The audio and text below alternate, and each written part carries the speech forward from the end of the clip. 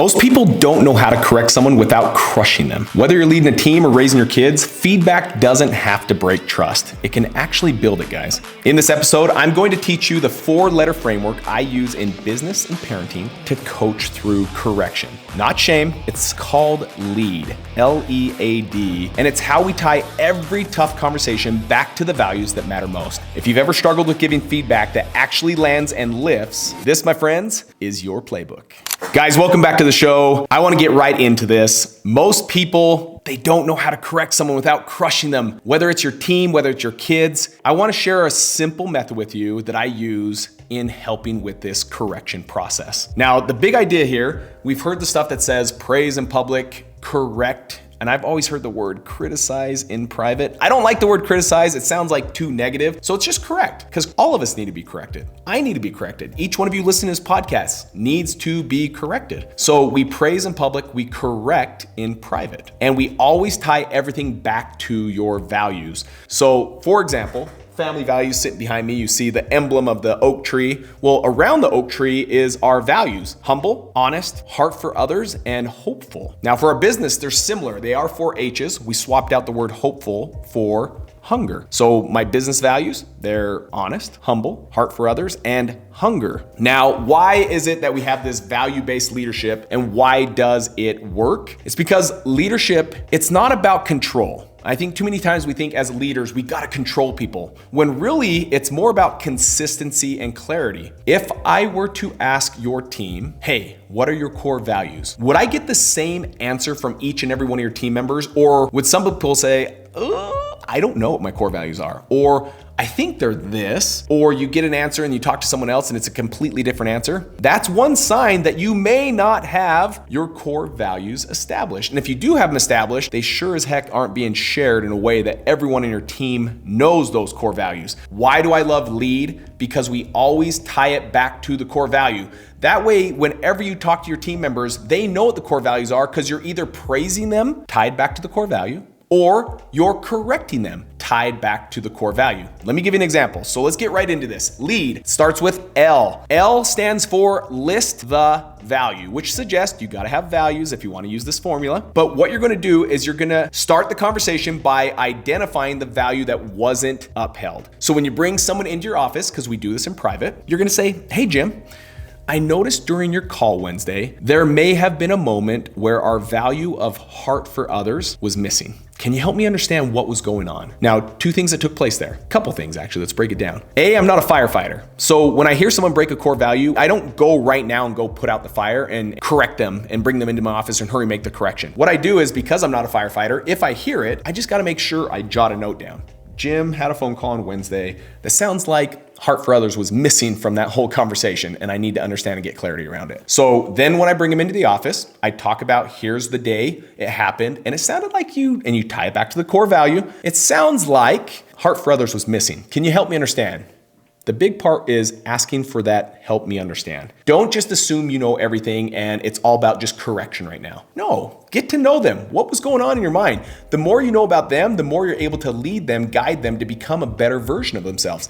Give them a chance to share their story, okay? That's L. E is example. You're going to share a time, you're gonna share an example of when you yourself broke that core value of heart for others in a similar fashion. What this does, it allows you to be vulnerable, right? Vulnerability is the deepest form of connection. And most people would say in this day and age, vulnerability, that's a sign of weakness. Leaders can't be vulnerable, or otherwise people are gonna think you're weak, you don't know what you're doing, you make mistakes. I don't wanna work for people that make mistakes. Quite the opposite, guys. Quite the opposite. People love vulnerability. My greatest conversations is when someone's vulnerable with me, and likewise when I'm vulnerable with them, that turns into deep communication. So as you share your example when you broke one of the values, heart for others or any of the other core values, not only are you de-shaming that you yourself make mistakes, and it's okay, I've done this before, like I'm human as well, but you're also getting vulnerable with them, which allows and breeds and opens up this deeper form of connection with the individual that you're doing this correction with.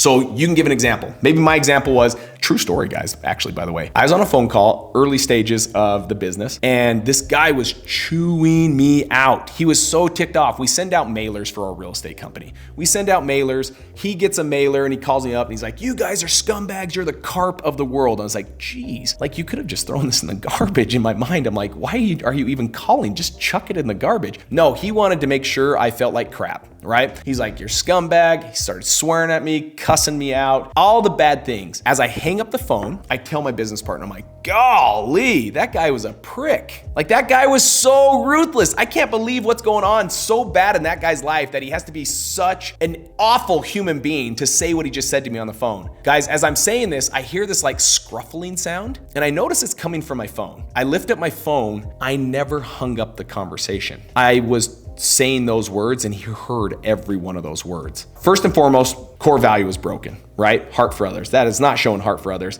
The second thing is, I can guarantee that guy never came back to do business with me because of what I said, even if he was in the wrong. And I always hear Robin Sharma's words in the back of my head. I rode and let karma do your dirty work. I didn't do it that day. I made a mistake. I broke this heart for others. Okay? That's what you're going to do in your example. Give them the example that you've done it too. Don't feel bad. It's just all about correcting and making ourselves better each and every day. Let's go to A, awareness. Call out the lesson. Here's what I became aware of that day. Even if someone treats me unfairly, I can still choose the high road. Going back to that quote, take the high road, guys. Let karma do your dirty work. Don't do the dirty work. Let karma take care of that for you. Take the high road. Show heart for others, even when people don't show heart for others for you. That's when you know you truly have adopted these values and that it is part of your character and part of who you are, is that you don't need someone to treat you kindly to be kind to them. That, my friend, is leadership. That, my friend, is someone that's going places. So you're gonna share what you learned. And then D is discover. What you're going to do is give them time to discover how they can show up better next time when a situation like this happens. So it might be something like this. So Jim, next time this happens, notice I said next time this happens, not if this happens. It's supposed to be repetitive, some of these things that we fall short of, so that we learn the lesson.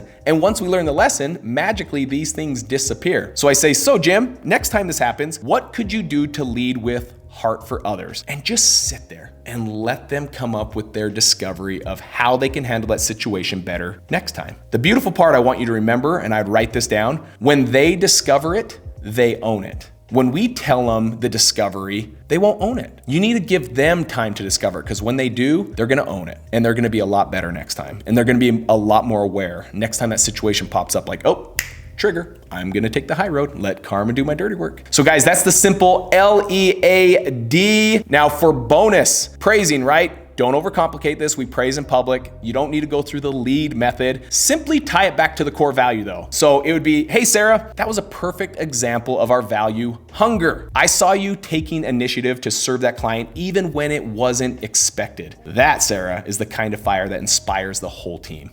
Thank you so much. So don't overcomplicate it. You don't need to go through L-E-A-D. You just need to simply praise them, but always tie it back to the value that they kept. The actual thing that you're praising them for, tie it to the value. So in closing, guys, I always want these podcasts to be inspiring. I want them to be uplifting, and I want them to be something you actually take action on so that you are becoming better yourself, you're becoming a better leader, and you're growing a better business as a result of this growth. So I want you to think of someone on your team or in your family who needs correction right now. And instead of going there with anger or frustration or these feelings and emotions that don't serve us, I want you to use the LEAD formula where you list the value, you share the example, you offer the awareness that you learned, and you invite them to discover what it is they need to do to show up better next time. Guys, here's the founding part behind it, or I guess the foundation behind all of this. Values shape culture, but it's up to you to reinforce them with courage and consistency. Hope you guys enjoy this. I hope you go out and use this formula. You're gonna see that this is how you build a team that loves you. This is how you build a team that's gonna go out and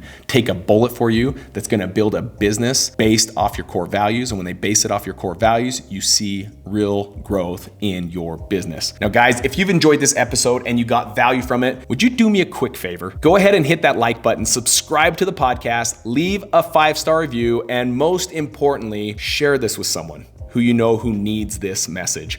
It helps the algorithm push this out to more people so we can make an even bigger impact in life, which is my goal. Thank you so much for being with me today, and I'll see you on the next episode.